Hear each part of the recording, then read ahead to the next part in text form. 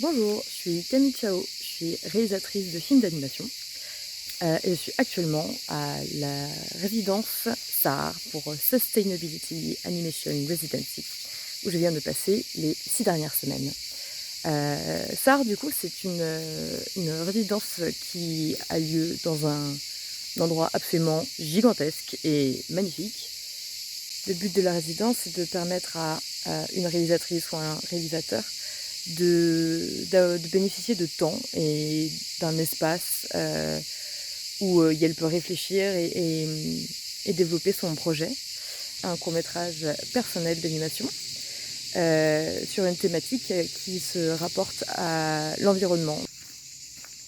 En étant à SAR, du coup, j'ai pu faire quelque chose que je ne fais absolument jamais, c'est-à-dire prendre du temps dans mon quotidien qui a un rythme assez effréné. Prendre vraiment du temps pour m'asseoir à une table ou me balader et réfléchir au projet et à l'histoire de mon film qui s'appelle L'œil cèdre. Et ça, c'est vraiment quelque chose que je n'arrive pas à inscrire dans mon quotidien de tous les jours quand je suis à Valence. Parce que quand on travaille, qu'on habite soit en coloc, c'est toujours super compliqué de décider de prendre du temps pour soi et pour l'écriture d'un film. Pour moi, du coup, c'est ma toute première résidence. Du coup, je suis super contente, un peu impressionnée aussi. Et j'ai envoyé un dossier à la fin de l'année dernière sur un projet de film sur lequel je travaillais déjà depuis quelques temps. J'étais très surprise d'être prise parce que, comme toute personne qui débute dans la réalisation, on a toujours un gros sentiment d'imposteur qui nous poursuit partout et sans relâche nous répète que ce qu'on fait n'est pas assez bien ou pas assez profond. Mais du coup, j'ai quand même été prise et ça m'a donné vraiment envie de donner une chance à ce projet-là. Parce qu'au final, il parle de thématiques qui me tiennent vraiment à cœur et qui sont le cœur de cette résidence-là aussi, c'est-à-dire parler de notre environnement et de l'époque dans laquelle on est et mettre un peu l'emphase sur l'urgence qu'il y a à faire des films qui parlent de ces sujets-là. Le quotidien ici est très simple et très doux. Comme on est en pleine nature, je me mets vraiment aussi au rythme de ce que j'entends et de ce que je vois, c'est-à-dire le lever du soleil et le coucher, les cigales et le silence aussi, les oiseaux. En suivant leur rythme, en fait, moi je retrouve quelque chose qui me plaît dans le fait de respecter le temps et l'espace dont j'ai besoin mentalement pour écrire. Et après, la journée, moi, étant à SAR, j'ai vraiment voulu avancer l'histoire et l'écriture de mon film. Parce que je pense que sans une bonne histoire, le film, je pense que ça sert à rien qu'il existe. Du coup, n'étant pas scénariste, j'avais vraiment besoin de passer beaucoup de temps dessus.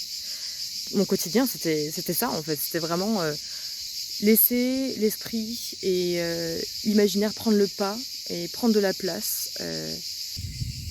Donc voilà, ça c'est pour une journée type. C'est vraiment faire des choses simples, me laisser énormément de temps et d'espace pour réfléchir et écrire du coup. Alors la place de l'écologie dans mon projet, je voulais parler de l'impact de la pollution lumineuse sur les migrateurs nocturnes et sur la biodiversité de manière générale. Mais c'est aussi surtout une manière pour moi de faire passer la thématique de fond de mon film qui parle de l'écoute qu'on n'a plus envers la nature ou l'environnement et également du coup envers nous-mêmes. Dans le sens où on met nos priorités sur le travail ou sur notre réussite sociale et on en oublie complètement qu'en tant qu'humain, on devrait avoir des valeurs qui correspondent à notre place d'animal dans cette biodiversité-là, avec tout le respect et l'amour que ça incombe également. J'ai passé beaucoup d'heures sur cette table. Enfin, sur cette chaise et sur cette table. Et beaucoup là-dedans aussi. Beaucoup, beaucoup.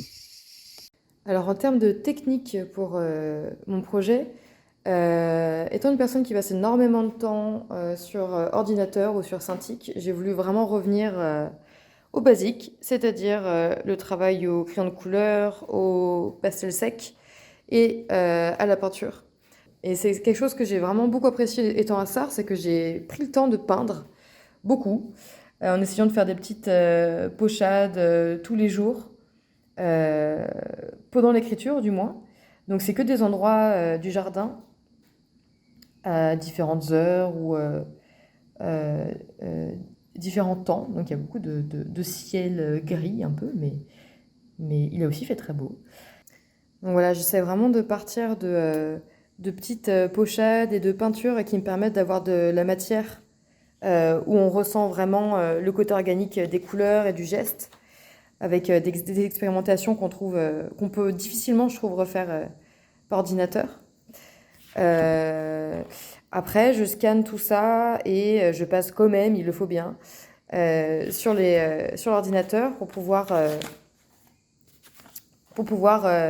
assembler les images ensemble, superposer des effets. J'essaie vraiment de chercher un peu une manière de m'exprimer pour le film, euh, en mêlant vraiment plein de techniques différentes. Donc pastel sec et gouache plus ou moins diluée. Et je reviens avec un petit peu d'encre de Chine et de crayon de couleur.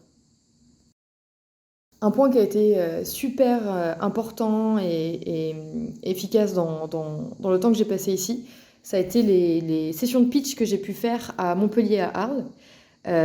J'y suis allée avec Luce Grosjean de Miou, qui m'a présenté au Fait Spécial à Montpellier et à Illogique Studio. Ce sont des personnes qui écrivent beaucoup, qui montent des projets et qui ont un regard sur notre métier et sur le milieu de l'animation qui est très précieux. J'aurais parlé de mon film et globalement, ils ont tous bien saisi son propos et ils m'ont fait vraiment des retours qui m'ont permis de me débloquer sur plein de sujets qui étaient encore délicats pour moi. Notamment dans le ton de l'histoire, j'hésitais énormément entre différentes audiences, entre un film plus pour les enfants où je mets en scène du merveilleux, des choses un peu plus douces dans le ton, et quelque chose d'un peu plus râpeux et adulte dans les échanges et dans les thématiques. Et en fait, ils ont vraiment pointé du doigt le fait que j'hésitais entre ces deux tons-là. Et ça se ressentait dans mes choix graphiques, dans la structure de l'histoire, dans l'apparition ou non de certains personnages. Et le fait de leur parler de mon film, ça m'a permis de confronter confronter ma vision à la leur et à leur compréhension du film. Et c'était super efficace pour moi et ça m'a complètement débloqué. Notamment, du coup, quand je suis allée à Tu nous as pas vus à Arles, en Arles, pardon, où j'ai pu aussi pitcher mon film et avoir des retours qui m'ont encore une fois conforté dans les idées que j'avais et dans certains doutes que je pouvais avoir. Ça les a soit effacés, soit mis en lumière. Et vraiment, ces trois sessions-là m'ont permis de mettre un coup de pied, un coup de pied à l'histoire. Et là, m'adresser à des scénaristes, des producteurs, des animateurs, des réalisateurs, c'était vraiment une étape super importante pour le film. Euh, Mon expérience à Sarre, du coup, elle est essentielle dans l'existence de mon projet. Jamais j'aurais pu dégager 6 semaines de mon temps comme ça pour vraiment me poser, pour écrire et pour donner une chance en fait à cette histoire sur laquelle je travaille. Et en ça, je pense que je suis extrêmement chanceuse d'avoir pu bénéficier de cet endroit qui est complètement idyllique. Et j'aurais pas pu développer l'histoire comme ça ailleurs.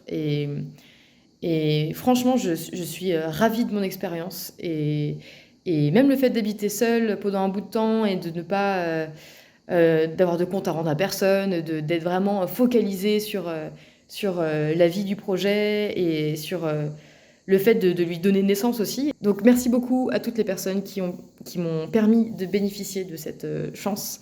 Et, euh, et merci aussi pour l'accueil et pour l'énergie qui a été mise dans la création de cette résidence-là et dans l'accompagnement également des résidents, résidentes.